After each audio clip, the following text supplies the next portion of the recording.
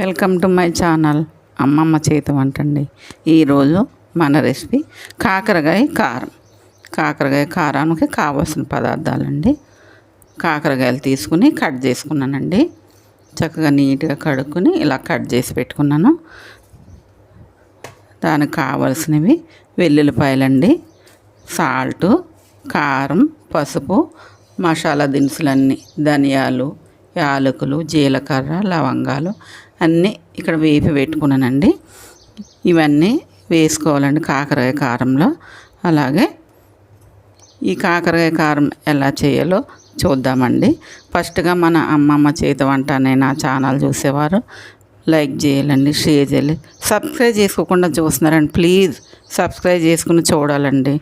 Subscribe చేసుకుని చూసి నాకు సపోర్ట్ చేయాలండి. ఇప్పుడు వీడియోలోకి వెళ్దాం పదండి. తెచ్చుకుని కళాయి పెట్టుకున్నానండి.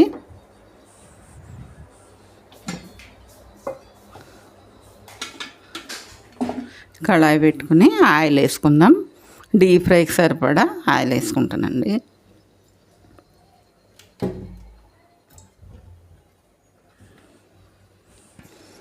కొంచెం ఆయిల్ ఎక్కువే పడుతుందండి. కాకరకాయ కారం ఇట్లా చేసుకుంటే టేస్ట్ అనేది చాలా బాగుంటుందండి. మళ్ళా కావాలనిపిస్తుంది, అంత చాలా బాగుంటుందండి.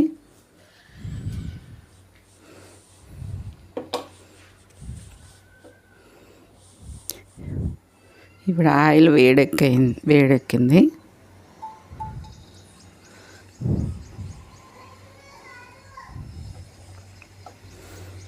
ఆయిల్ వేడెక్కిన తర్వాత కాకరకాయ ముక్కలు దీనిలో వేసేసుకుందామండి.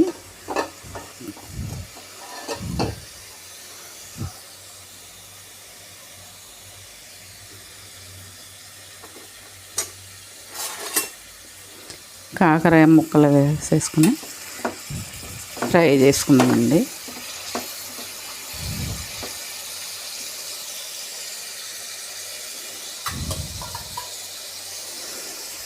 ఈ వేపేలోపు ఈ మసాలా దినుసులన్నీ మిక్సీ పట్టుకుందామండి. వేపెట్టుకున్న మసాలాలు, అలాగే వెల్లుల్లిపాయ రెక్కలు ఇవన్నీ మిక్సీ జార్లో వేసేసుకోవాలండి. అలాగే దీనిలో సాల్ట్ కూడా, పసుపు,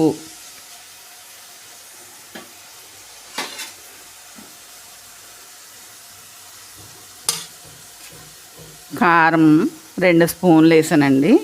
ఈ కారం కూడా మిక్సీ జార్లో వేసేసుకుని మిక్సీ పట్టేద్దామండి. మొత్తం మిక్సీ పట్టిన తర్వాత చూపిస్తాం. కాకరకాయలు చూడండి ఎంతవరకు వేగినాయి చూద్దాం. ఇగో ఇట్లా బాగా ఇంకా ఫ్రై అవ్వాలండి. ఇంకో 2 మినిట్స్ అయితే ఇవి ఫ్రై అయిపోతాయి. ఇలా బాగా వేగాలండి. బాగా వేగితేనే కాకరకాయ కారం అనేది టేస్ట్ వస్తుంది. ఇంకా కొంచెం వేగాలి, కొంచెం వేగనిద్దాం. ఇంకొక 2 నిమిషాలు అయితే వేగిపోతాయండి. తర్వాత ఏం చేయాలో చూద్దాం. ఇప్పుడు కాకరకాయలు ఫ్రై అయిపోయినాయండి. చూడండి ఈ విధంగా ఈ బ్లాక్ కలర్ వచ్చేయాలండి.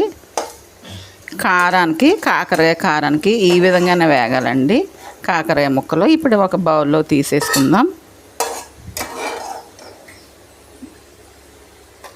మనం కాకరకాయ ముక్కలన్నీ వేరే బౌల్లోకి తీసుకున్నాను కదండి. ఆ ఆయిల్లోనే కొంచెం జీలకర్ర, కొంచెం కరివేపాకు,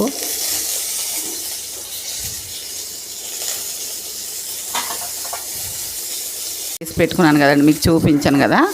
ఈ మసాలా కూడా మనం ఎంత అయితే పడుతుందో కాకరకాయ కారం కనుక మనము ఈ మసాలా మొత్తం దీనిలో వేసేసుకుందామండి.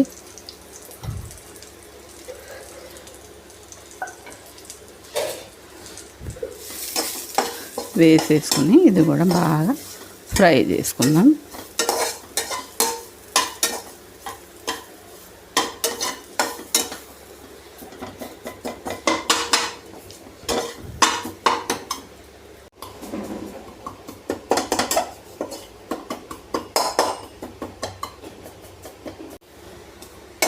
ఈ మసాలా కూడా ఇట్లా చక్కగా వేగిందండి.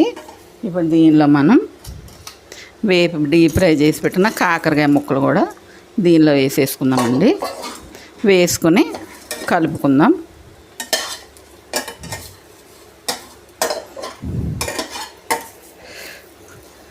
ఇట్లా మసాలాలు మొత్తం కాకరకాయకి పట్టేటట్టు, ముక్కలుగా పట్టేటట్టు ఇట్లా కలుపుకుందామండి. ఎంతో టేస్టీగా ఉండే ఈ కాకరకాయ కారం ఇట్లా చేసుకోవాలండి.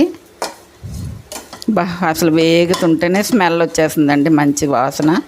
చికెన్ మటన్ కూడా ఎందుకు బంద్ చేయదండి ఈ కాకరకాయ కాదు.